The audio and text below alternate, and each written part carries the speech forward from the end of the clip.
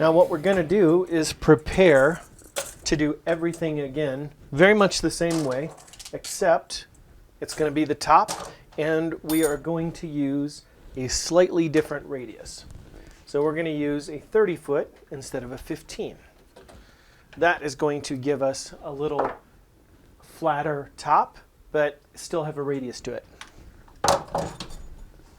If we introduce too much radius to the top, it can cause some issues with the string angle onto the bridge and getting the saddle too high, and it can complicate lots of things. Not to mention mess up the neck angle. So we want to keep that somewhat flat, but still a little bit of a radius on it. This looks good. Top is still flat. All the kerfing looks good. Looks like it's sat up against there nice and even. We're proud just enough to get ourselves a radius. We're set. All right, now we're going to work on the top. Let's just give this a spin and see how far off we are. Now again, we want to hold these as squarely as possible to make sure that we're not putting too much pressure on one side or the other. We just want these to be nice and flat. I should say the pressure should be nice and flat, not the not the sides. We want a radius. Here we can see we have the gap here and a gap here, which means that they're pretty close to the same height on those edges, but we're not there yet. Since this is such a reduced radius, we don't need that much work. We could just sand it, but I do want to put some chalk on it. Maybe we can save ourselves a little time. Mark the blocks.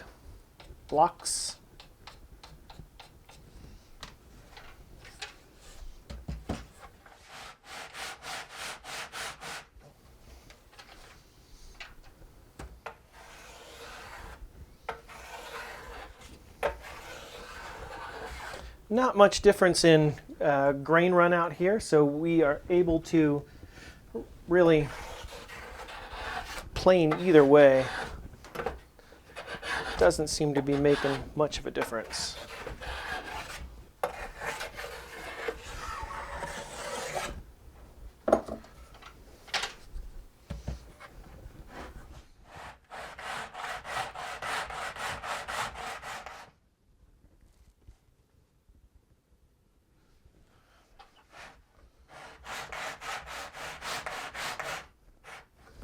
So I'm going to continue to do this. We're going to sand, chalk, plane until I get it nice and close, and then we can work on the kerfing, just like we did the back.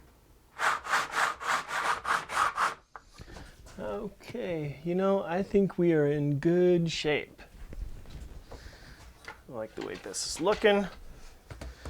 I'm going to hit it with chalk one more time, all the way to the edges of the block. Check it again.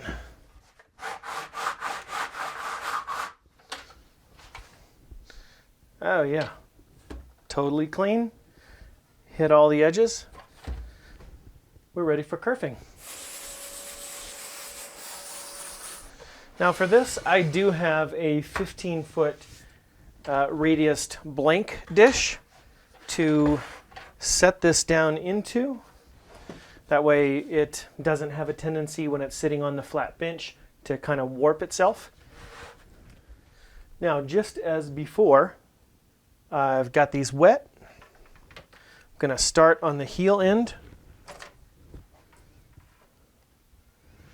And we're going to start with the solid side on the solid side of the kerfing on the side of the guitar. We're going to start it right where that heel block begins. Wrap our way around. Oh, and make sure that the curved side or the radiused side of this right there is towards the inside of the guitar, and that the flat side is facing towards the top.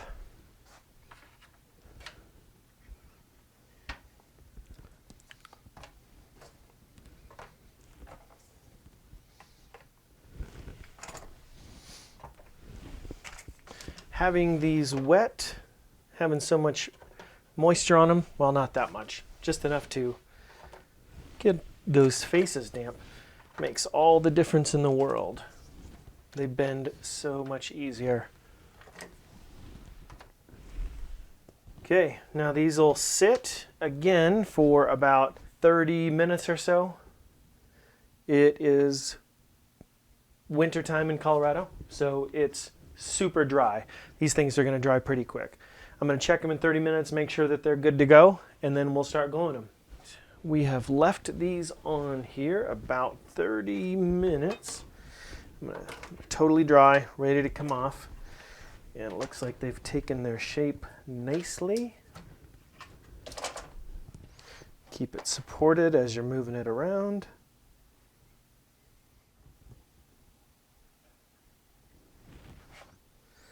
Remember our dabbing method.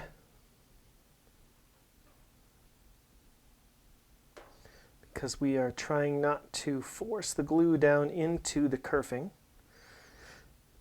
We want to keep as much of it right on the surface of that wood as we can. And I want to put a little on the end for the part that connects to the heel block. Oh.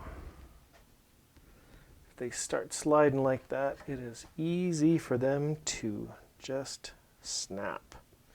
So we're trying to be cautious about that. And on this side, 1 millimeter sticking up is just fine. 2's okay. We just don't need to radius it that much, so it does not need to be sticking up much.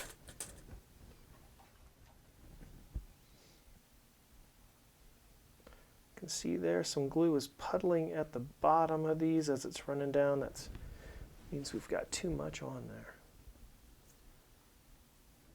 See a perfect spot to cut this off.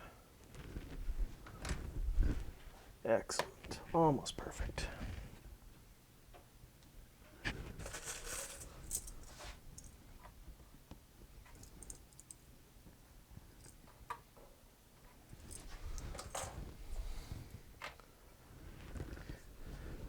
Now we'll repeat it for the other side. We've got the second side done, the top done, I should say. Take the spreader out briefly. There we go. See some squeeze out. That's good, not too much. Now this is the top, so it's not as critical as the back is, because you're not going to be sticking your head through the sound hole looking back up at the top. But we still want to keep it nice and clean. I don't see any spots that really need to get cleaned up with extra clamps that I haven't gotten already. All right, all in all, success. So I will put the spreader back in and let this dry for about 45 minutes. 30 is probably okay. We'll let it go 45. Now we need to fill in a couple of spots. Right here, I want to get this filled in between the kerfing and the end block. Looks like we have a little tiny one on this side too. That side looks good. So we're going to take this and a back saw, and then we are going to fit that in. I've got this piece to fit in there. I'm going to lather it with glue, both sides, get it in there oriented the same way.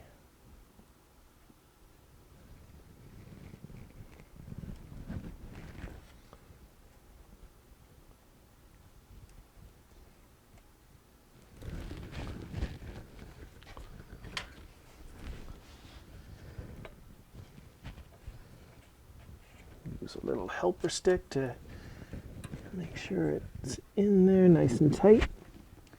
And we're set. Then rinse and repeat on the other side. Now I've got those end pieces fitted in. And they're pretty clear that they weren't originals. You can see the seam glue line on them. But the important thing is that we have a nice solid connection between those and here, and we don't have a gap that is going to allow a spot where a crack can start or any additional flexibility that we don't want there. I'm going to take the spreaders out and we will work on the side struts.